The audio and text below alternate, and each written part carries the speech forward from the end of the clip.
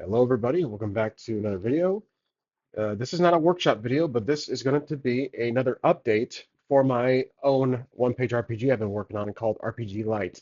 It has seen some changes, and I have been able to fit it on a note card. So here it is. This is what it looks like so far, and if you can barely read it, that's the point. It's all on a note card and is compatible with the Maze Rats character sheet. So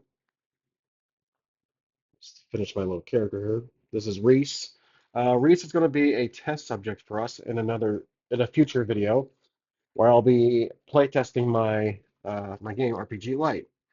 So if you can see it, basically this is how it goes. You have three ability dice: Strength, Dexterity, and Will. You're given a character creation, 2d4 and 1d6.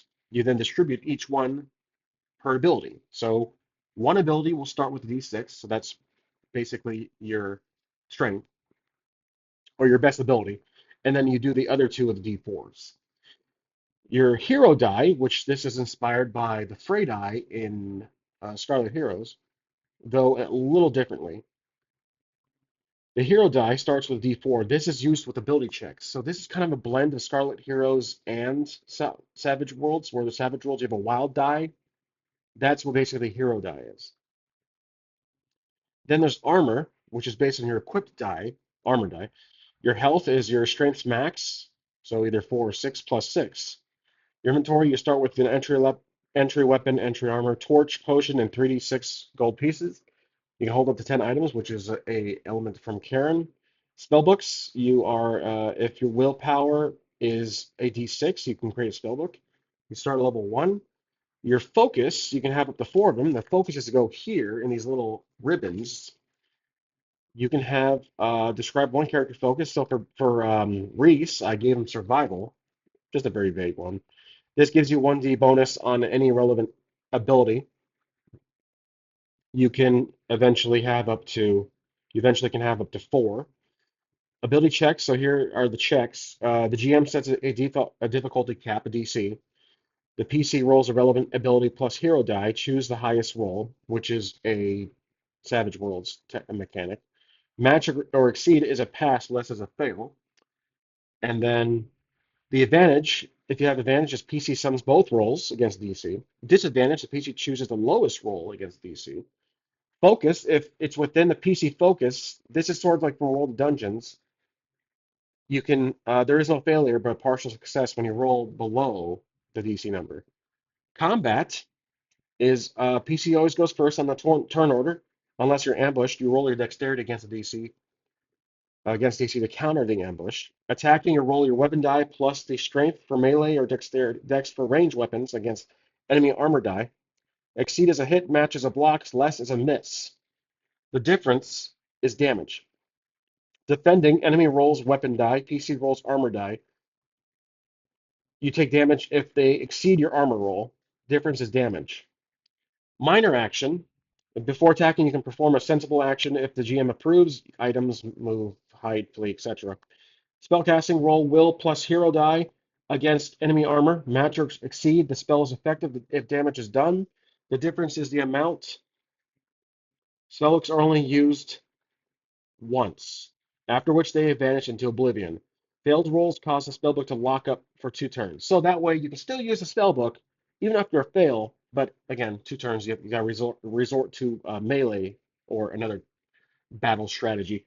Enemies are crafted by the DM based on. I just noticed I used two different terms for the master, dungeon master and GM game master. Luckily, this is a temporary print, so I will fix that in post based on the armor die. Enemies are crafted by the DM based on armor die, health, and weapon die. Enemies are levelless, but measured on their armor die. When a PC completes, so this is advanced, this is like leveling up. When a PC completes a milestone, they can plus 1 level, plus D6 health, plus 1 level, plus D6 health, and one of the following: plus D on one ability, so you can upgrade from a D6 to a D8 or D4 to D6. Max is D12. Plus D on hero die, so the D4 to D6, max is D12. Still debating that one. +1 focus, max is 4. Temporary cheat code approved or given by the GM. So this one I was thinking about, like, what can be it? I want to have an even number of possible improvements upon the first two, leveling up and then the 6 health.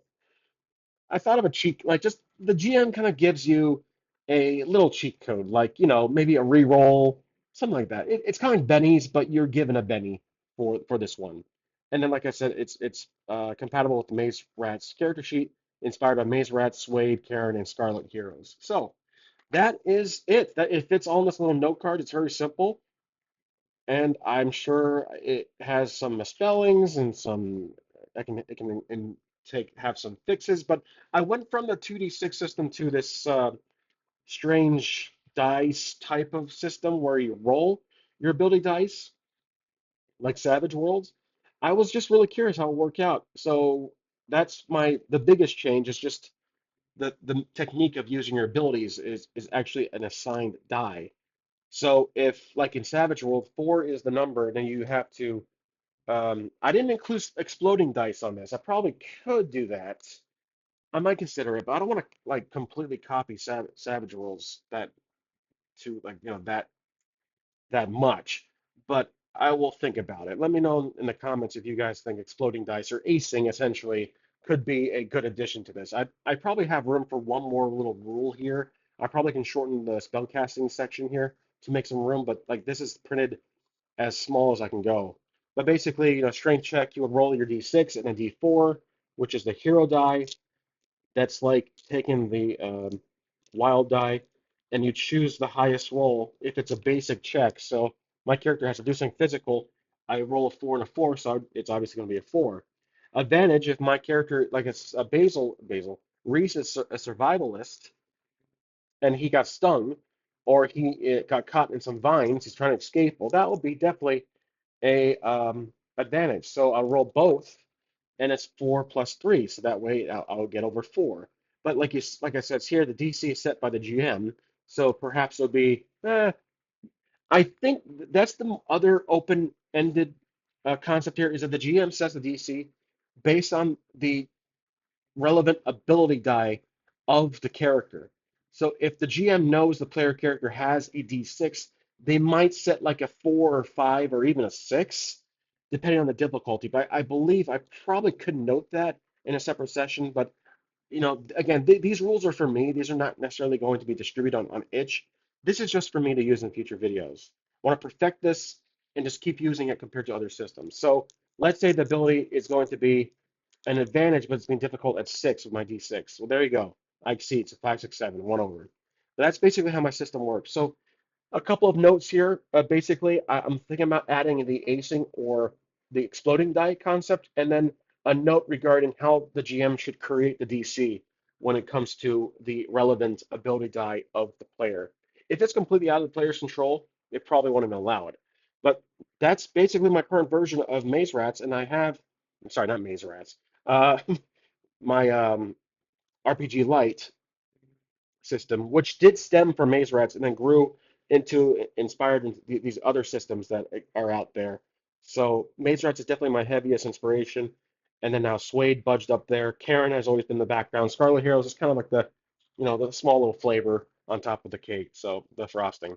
But there you go. That's my system update. I hope you guys like it. I'm always working on it. So this print might be obsolete with the next video, but I just wanted to show you guys in person, like on this card, not a digital file. That way, you can see how it looks within a card. So if you're nearsighted and if you're holding this, obviously it wouldn't be that difficult to read, but it is pretty small print. It's a 10-point print. So that's really it. Thanks for watching.